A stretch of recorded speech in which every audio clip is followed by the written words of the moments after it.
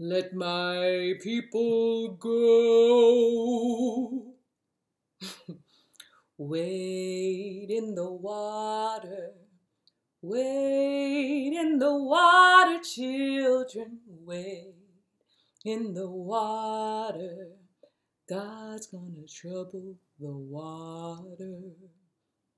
All right, y'all, got 2 songs today. I wish I knew more of Let My People Go. I don't even know if that's an old Negro spiritual. I think it is. I'm not sure what songs, or I'm not familiar with the tune or melody of the songs, even though I've seen the words of who I'm talking about today. Like, I didn't know the songs well enough to sing them for you all. This person, I'm saying it like you didn't already see the title, right? I'm building up. Oh, let me introduce myself. My name is Malika Lee, host of Answering the Inner Call. And this is a second or a sequel of examples of what I'm calling warriors of the heart, and a case study of what I think in my studies and research and learning and experience, that really a lot of the people that we are aware of in history and respect have exemplified and modeled having both a balanced and heart-centered, both masculine and feminine energy. If you haven't already heard the previous episode about Dr. King, please check that out. I talk about how the 2 energies, whether it's the shadow side or the healthy side, that they are a match and complement each other. So check that out. What I'm going to build on and say in this episode that I didn't say in the last one, before we get into our mighty sister, the modern day, or closer to modern day Moses, as she was called, Harriet Tubman, Queen Harriet Tubman, warrior Harriet Tubman, military spy Harriet Tubman, nurse Harriet Tubman, daughter Harriet Tubman, leader Harriet Tubman. She had such a phenomenal life, and we're going to get into it. But before we do, I wanted to say that I was talking to a friend of mine many, many years ago who's familiar with the Tao, which is spelled, it looks like Tao with a T, but I'm told it's pronounced Tao, so almost like a D sounding, T-A-O, which is like a spiritual text and philosophy. And they consider enlightenment of having that balanced alchemy of the masculine and feminine energy. So this is not something that is not recognized or unique to what I'm saying and what I've observed and what I'm learning and doing within myself, but also in other spiritual texts and spaces and places. So with that being said, let's talk about the warrior, queen, heart-centered spirit of Harriet Tubman. So you're going to be hearing more than just this episode about her, and probably some other people, because I just am learning so much about her, and it's been so inspiring. So if you're not familiar with Ms. Harriet Tubman, she was born, I think it was like 1821 or 1820, 1821, back when slavery of Africans and those of the African descent was still considered legal in this country, a form of human trafficking, basically, where you're getting labor and not paying and compensating those. And they are basically imprisoned, harbored mostly against, I'm not even going to say mostly, harbored against their will for those that saw a different way and life that would or could be available to them. So basically, she was one of those that knew that there was another life available to her in her spirit, because it's not like she saw it, right? And she was in Maryland, I believe, grew up at a plantation there, and experienced a head trauma where a slave owner, through trying to capture one of his enslaved humans that was trying to be free, he threw like some heavy weighted something at him, and instead it hit Harriet Tubman in her forehead. And so from that point forward, on occasion she would have what they call like these sleeping spells where she would pass out. So anyway, when I studied and learned of her before when I was younger, they always associated these sleeping spells in her relationship. Well, I can't even say that. I'm not even going to go down that path because I didn't learn about her deep trust and relationship with God until much later.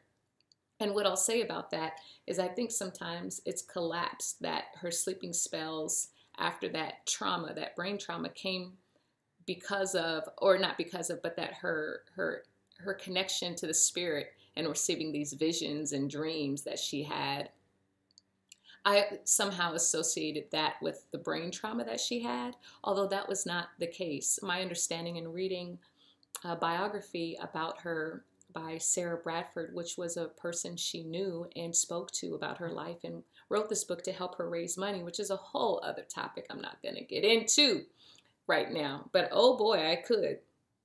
Anyway, she basically, after this injury, sometime later, she had taken ill, and she already was praying and had a relationship with God, but it sounds like when she had become ill, and through that process was when her deep, deep connection with God really took root and took off. So I wanted to just say that because I had not had that level of clarity of understanding before, that those two were not one and the same. It was her practice and work and connection to the higher power and developing and cultivating that relationship was something separate from her health issues. Okay, that being said, let's talk about her model and examples of both the heart-centered masculine and feminine energies, shall we? First, let me just say, high overview of her story is that she, using the Underground Railroad, which was a system and network of people that supported those that were in the South, that were enslaved, that were trying to get north to freedom where slavery was not legal and practiced. Even though she was in Maryland, which I consider the North or Northeast, but that's a whole other thing. Anyway, she basically physically, she had the call basically that it was time for her to go north. And even before then, she would have dreams of freedom.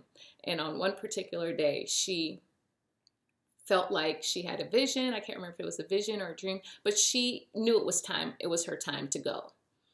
And so she did. She left, and she was known for singing. That's how she would communicate to people messages. And so I think she sang a song, one of the old Negro spirituals, to let her mom know that she was leaving without saying it overtly, so no one knew that what was going on or what she was planning. And she traveled, I think, 100 miles. That is remarkable, to the north, and became free. Hey y'all, real quick, before we go on in this episode, I just want to put out there, I've been getting a call personally to offer an intimate group Founders Club at the beginning of next year, probably after Martin Luther King Day, starting up sometime in January, maybe early February at the latest, to support a cohort of people, just to come together to get support of answering those calls. You may already know what that inner call is that you haven't taken action in, or maybe you've taken some action but need some support, or you may have no clue, but this is just something that speaks to you. Like, I'm getting this feeling, this nudge, I need help with clarifying what is this inner call. In calls, plural, unfolding and available to me right now. So if this is you, if this speaks to you, I want to put out there, please, I have in the description, schedule a 35-minute conversation. It'll be no video, just audio, just to have a conversation to see if we're a good fit for each other, if this program is a good fit for you at this particular time. And if you're ready to do something different to get different results, to receive support, maybe receiving support or asking for help is a challenge, and you've been trying to do things on your own. I have some of that in some areas of my life. How is that going for you? Is the outcome of 2023 the way that you hoped and the way that you expected? Have you made progress? If not, then you got to do something different, boo. And that's what this invitation is, a call for you right now. Do something different. And you can do that by clicking the link in the bio and scheduling a 35-minute conversation. All right, back to the show. So what she's known for and why she's called Moses is that she returned back to the South to basically be a guide and way shower in the wilderness, guiding other people that wanted to go north and get free, physically free. She was their guide and supported them in that process. And so she would return back to the South and then bring people back up to the north. In the book that I'm reading about her, it says that she did this with over 300. She was responsible as a conductor, they called them, on the Underground Railroad, of supporting over 300 people who were enslaved to freedom. A lot of them, not a lot of the 300, but a lot of her family was included in those numbers. She went back for her mom, her dad, her siblings, and this is also detailed in her movie starring Cynthia Erivo. So now let's get into the model and the example of the masculine and feminine. So I've already mentioned that she had visions and she had dreams. And those are examples of the feminine energy, right? Where she's receiving divine inspiration, divine guidance, vision beyond our linear mental capacity, right? Like usually we're rooted in what we've seen in the past, our intellect, what we can see we project that into what's in the future and the present, where she's getting information that is beyond her physical know-how and knowledge. So that's one thing as an example of the feminine. The other as an example of the feminine is her tremendous love, an expression of love and devotion to her family and supporting them to get to freedom. And also the wider net of the family of those that experienced slavery as she did, that wanted to be free. And so that is also that love and care and community and network is part of the feminine energy and that collaboration. Now, the masculine energy and how it expressed is that she took action she took action on those visions that she had. She had an unshakable faith to God and devotion and trust of God in ways that inspire me and that I want to emulate with way lower stakes, though. Let me put that out there. Be careful what you ask for. You know, she risked her life. There was a bounty on her head.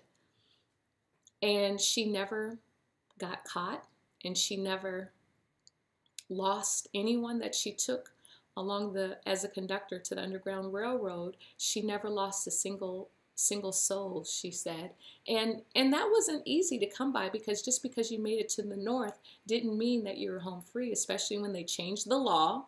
Like I talked about Dr. King breaking the law yesterday or in the previous episode. She also was breaking the law at that time, which, you know, makes me side-eye the law, of course, to help liberate her people. And so the action was, one, the courage that she had of putting herself on the line to help other people that wanted to be free. The other masculine attribute, I would say, of the heart-centeredness is her tenacity and her courage and her confidence. Although this one is a little bit of a different thing, because her confidence was in God. She didn't take any of the credit for what she carried out. And so she saw herself really as in partnership in a I'm going to call her a vessel. Those aren't her words, but like a vessel to God. And that she was carrying out those things with God, which is remarkable, because when we look at from a perspective of how she was perceived, she did not know how to read. She did not know how to write. She had these sleeping spells. So nothing is saying here that this person is going to be able to achieve such feats. And yet she did. And I want to just say, one of the things that spoke to me deeply about our sister Harriet is also about rest, which is a feminine attribute, a feminine energy attribute, rest, being still, right? Because oftentimes if we're going to receive a message or receive some inspiration, we have to be still enough to be able for it to come through, right? Not be so busy. And she had those sleeping spells and still was never caught, and still traveled hundreds of miles round trip. I think they said she had like 17 or 19 trips round trip, getting people to and fro back from the south to the north, then going back to the south and bringing more people up north, round trip, and never got caught, even with these sleeping spells and all these other challenges. So what is possible for us? What can we do if we have the courage to surrender to those calls and trust a force, a power, and a presence that's greater than us? Her story just really blows me away when I think about what's at stake, with her physical life being on the line and her selflessness of service.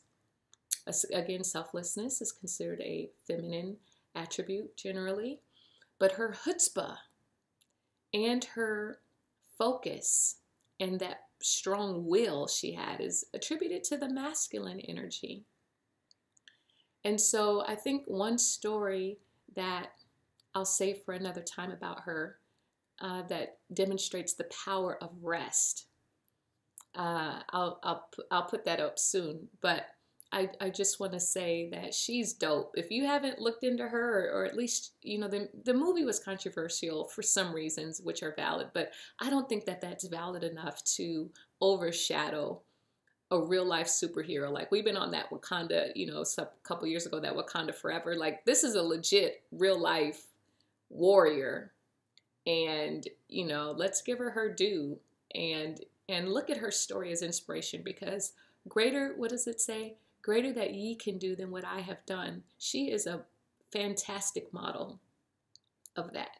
Also, I forgot to mention, one of the main things about Miss Harriet from a masculine model example also, or the masculine energy, is her physical prowess and strength.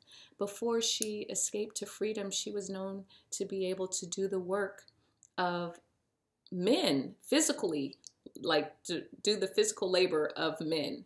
And she was I don't even think she was like 5'1". She was a short woman, but mighty and strong. And so that is an example, that physical prowess that she then called upon when she's navigating hundreds of miles of going back and forth from the north to the south.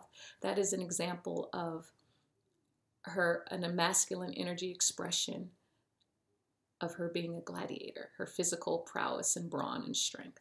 So with that, I'm going to sign off for this episode of the Warrior of the Heart, Ms. Harriet Tubman, as an exemplary example of the heart-centered, light-bearing, masculine and feminine energy, and how that beautiful sacred marriage of those two energies within ourself allows us to carry out the works that are greater and beyond probably what we can even imagine in ourselves, when we have the courage to answer the inner call.